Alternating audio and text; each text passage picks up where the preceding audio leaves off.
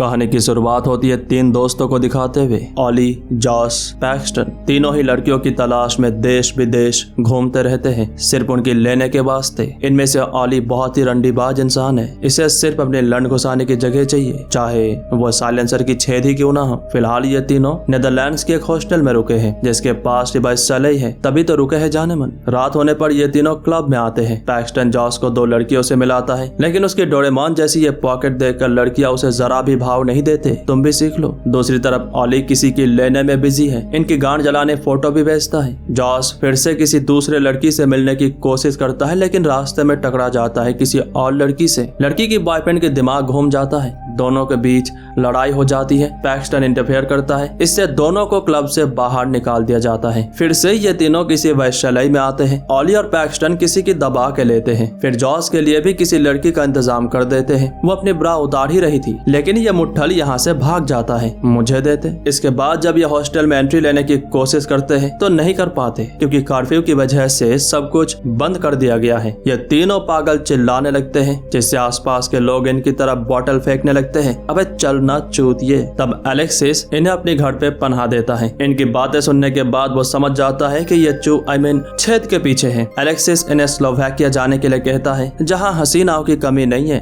हर किसी की पिंक है, ऐसा वो कह रहा है। मेरी तरह इन्हें भी यकीन नहीं हो रहा। तब एलेक्सिस इन्हें फोटो दिखाता है। न जाने वो कितने लड़कियों के साथ सो चुका है, और हर कोई एक से बढ़कर एक एटम बॉम्ब है। क्यों बेटे, मन में लड्डू फूटा। अगले दिन ही ये तीनों छेद के पीछे निकल जाते हैं स्लोवाकिया। ऑली जॉस को अपने पिछवाड़ा दिखाने में बिजी है। इसके बाद इनकी मुलाकात होती है एक डच बिजनेसमैन एडवर्ड से। पहले तो इनके बीच बहुत ही हंसी मजाक होती है, और इसी हंसी मजाक में एडवर्ड बस जॉस की थाइस पे हाथ रखता है, लेकिन जॉस इतनी जोर से चिल्लाता है जैसे वो उसके लेने वाला हो। एडवर्ड यहाँ से चला जाता है। अब तक ये अपने मंजिल तक पहुँच चुके हैं, स्लोवाकिया। तीनों एक हॉस्टल में रुकते हैं। यहाँ पर इनके रूममेट है दो हसीन लड़कियाँ, नतालिया और वेतलाना। वो इन्हें स्पा में इन्वाइट करते हैं, और ये तीनों उनके पीछे पीछे चले भी जाते हैं। नंगे पुंगे होकर बातें करने के बाद ये सभी डिस्को में आते हैं। पैक्सटन लाना के साथ और जॉश नतालिया के साथ बिजी है, जबकि ऑली हॉस्टल के रिसेप्शनिस्ट भाला के साथ। जॉस इतना अच्छा फील नहीं कर रहा तो डिस्को से बाहर आता है। यहाँ पर कुछ नन्हे मुन्ने बदमाश बच्चे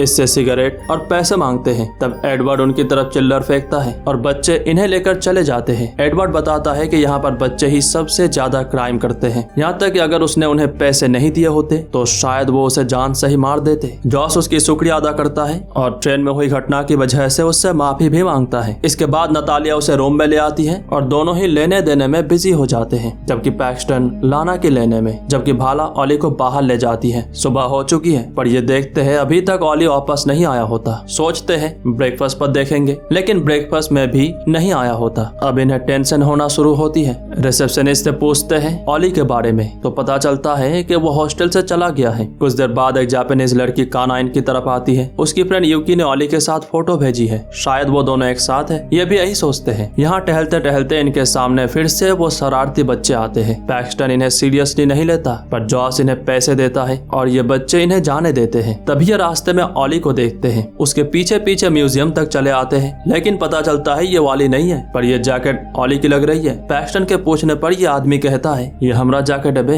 ये उस पर ज्यादा ध्यान नहीं देते। कुछ देर बाद ऑली की टेक्स्ट आता है कि वो घर चला गया है। ये दोबारा हॉस्टल वापस आते हैं। नतालिया और लाना इन्हें डिस्को ले जाना चाहती है, लेकिन जॉस इन पर गुस्सा हो जाता है। Shut the fuck up bitches. Paxton इन्हें समझाता है उसकी दिमाग घुमा हुआ है ऑली की गायब होने से, और जॉस को भी समझाता है कि ऑली की गायब होने में इनके हाथ नहीं है चूतिए, हसीनाओं की कदर नहीं है तुझे। दोनों फिर से इनके साथ डिस्को आते हैं। नतालिया जॉस को ड्रिंक देती है और लाना पैक्सटन को। जॉस की तबीयत सही नहीं लग रही, इसीलिए वो हॉस्टल वापस आ जाता है, जहाँ भाला उसे उसके रूम तक पहुँचा देती है। तभी यहाँ पर दरवाजे पे एक और आदमी खड़ा होता है। इधर पैक्सटन वॉशरूम जाना चाहता है। नतालिया उसे रास्ता बता देती है, और यहाँ पर किसी आदमी की नजर उसी की तरफ था। पैक्सटन की तबीयत भी सही नहीं लग रही, वॉशरूम की तलाश में भटक रहा था, लेकिन किसी दूसरे कमरे में बंद हो जाता है। कुछ ही देर बाद ये टुन हो जाता है। जब जॉस की आंख खुलती है तो खुद को किसी टॉर्चर रूम में पाता है। यहाँ पर इसके हथियार निकालने से लेकर गोटियां निकालने तक हर तरह के हथियार मौजूद है। एक नकाबपोश इसके शरीर पर 4 जगह ड्रिल मशीन से छेद बनाता है। फिर ये नकाब जब बॉस अपनी मास्क हटाता है तो हम देखते हैं ये दरअसल एडवर्ड है। कहता है कि उसे सर्जन बनने का बड़ा शौक था, लेकिन बोर्ड ने उसे कभी भी पास नहीं किया उसकी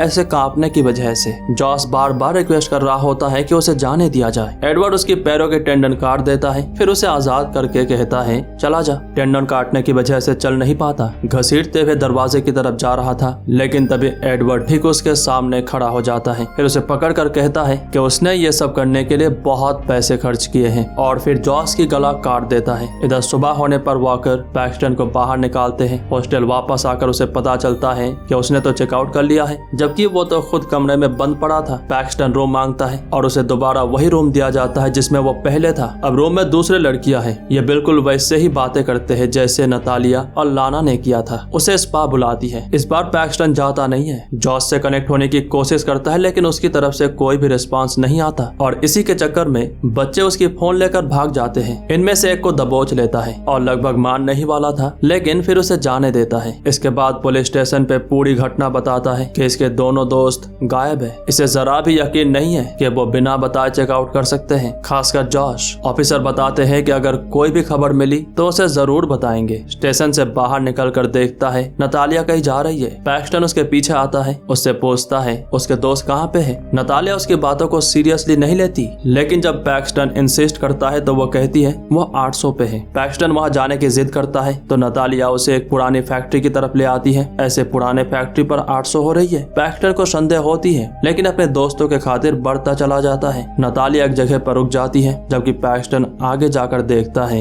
एडवर्ड जॉस की चीरफाड़ कर रहा है। सर्जन बनने का बड़ा शौक है एमसी को। नतालिया को गाली देते हुए उसकी तरफ बढ़ने लगता है, लेकिन तभी गार्ड्स इसे उठा लेते हैं। इस दौरान पैक्सटन कई लोगों को देखता है जिन्हें टॉर्चर किया जा रहा है बहुत बुरी तरीके से, और इसे भी किसी कमरे में बांधकर बंद कर दिया जाता है। कुछ देर बाद एक जर्मन आदमी इसे टॉर्चर करने आता है, बट पहले कंफर्म करता है ये अमेरिकन है या नहीं। गार्ड बताता है हाँ जी अमेरिकन है, लेकिन देखकर लगता है इसके पिछवाड़े में दम नहीं है इसे टॉर्चर करने की। और सच में पैक्सटन को भी सही से टॉर्चर कर ही नहीं पा रहा। पैक्सटन उसे बार बार रिक्वेस्ट कर रहा है कि उसे जाने दिया जाए, तो ये जर्मन जर्मनी में बकवास करने लगता है। तब पैक्सटन भी उससे जर्मनी में बातें करने लगता है। फिर ये आदमी गार्ड को बुला कर लाता है और इसके मुंह बंद करवा देता है। इसके बाद पैक्सटन के सर पे बंदूक तानता है, पर शायद इससे उसे मजा नहीं आ रहा। इस बार चेनसॉ उठाता है। पैक्सटन की वॉमिट होने लगती है तो जर्मन उसकी पट्टी खोल देता है, लेकिन पैक्सटन उसे काटने की कोशिश कर रहा था तो गुस्से में जर्मन उसकी दोनों उंगलियां काट डालता है। इसके बाद चेनसॉ लेकर बढ़ने लगता है उसकी तरफ, लेकिन गैग में इसकी पैर फिसलता है और चेनसॉ गिरती है सीधा इसके ऊपर, जो उसकी पैरों को शरीर से अलग कर देते हैं। इसे कहते हैं खुद ही अपनी फील्डिंग सेट करना। पैक्सटन बड़ी मुश्किल से बंदूक उठाता है और सीधा जर्मन के सर पे। धत तेरी माँ की। बाहर गार्ड पॉन देखने में बिजी है। अंदर से बहुत आवाज सुनकर देखने आता है और मौका मिलते ही पैक्सटन गार्ड को निपटा देता है। उससे चाबी लेकर खुद को आजाद कर लेता है। फिर नकाब पहनकर भागने की कोशिश करता है, लेकिन गार्ड्स की वजह से दूसरे कमरे में घुस जाता है। यहाँ पर पहले से ही बहुत सारे लाश है। बाहर से किसी के आने की आवाज आती है। पैक्सटन लाशों के बीच छुप जाता है। दरअसल बुचर आया होता है जो सारे लाशों को ठिकाने लगाता है। पैक्सटन के साथ बाकी लाशों को लेकर चला आता है अपने अड्डे पे। यहाँ पर पैक्सटन जॉस की डेड बॉडी देखता है। बेचारे को बहुत दुख होता है, पर जैसा कि आप देख सकते हैं चिल्लाने से इसकी भी लौड़े लग सकते हैं, तो चुप रहता है और मौका मिलते ही बुचर को ठिकाने लगा देता है। फिर भागने की कोशिश में चेंजिंग रूम में चला आता है। यहाँ से बाहर की तरफ देखता है वो पुलिस वाला भी इनके साथ मिला हुआ है, जिसके पास उसने अपने दोस्तों की मिसिंग होने की खबर पेश किया था। दरअसल ये चेंजिंग रूम उन लोगों के लिए है जो यहाँ पर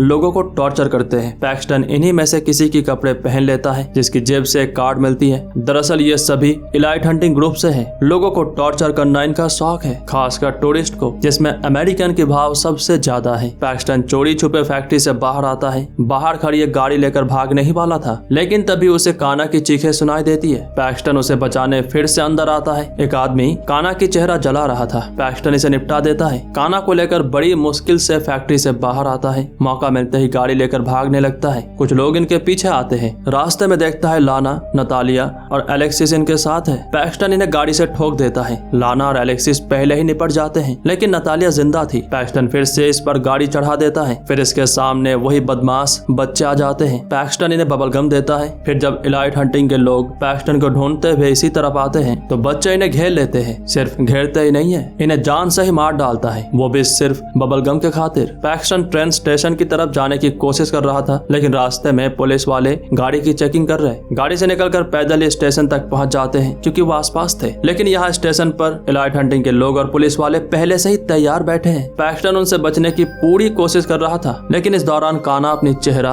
आईने में देख लेती है। पैक्सटन समझ जाता है वो क्या करने वाली है। उसके 1000 बार मना करने के बावजूद भी वो नहीं सुनती। ट्रेन के सामने आकर अपनी जान दे देती है। इससे स्टेशन की सारे लोगों की ध्यान भटक जाती है और मौका मिलते ही पैक्सटन ट्रेन में चढ़ जाता है। ट्रेन में वो एडवर्ड की आवाज सुनता है। अगला स्टेशन पर एडवर्ड उतर जाता है, उसके पीछे पैक्सटन भी। जब एडवर्ड हल्का होने के लिए जाता है तभी दूसरे टॉयलेट से पैक्सटन उसे एलाइट हंटिंग की कार्ड दिखाता है और फिर उसकी दोनों उंगलियां काट डालता है। इसके बाद पैक्सटन उस पर जानलेवा हमला करके टॉयलेट में डुबाता है, बार बार लगातार, और आखिर में उसकी गला काट देता है जैसे उसने जॉस की काटा था। फिर आराम से स्टेशन से निकल जाता है अपने घर जाने के वास्ते। वैसे इस कहानी की अल्टरनेट एंडिंग भी है, अगर आपको पता है तो लिखिए कमेंट में। आपको मिलेंगे पूरे के पूरे 1 रुपए। उम्मीद करते हैं ये कहानी आपको पसंद आई होगी।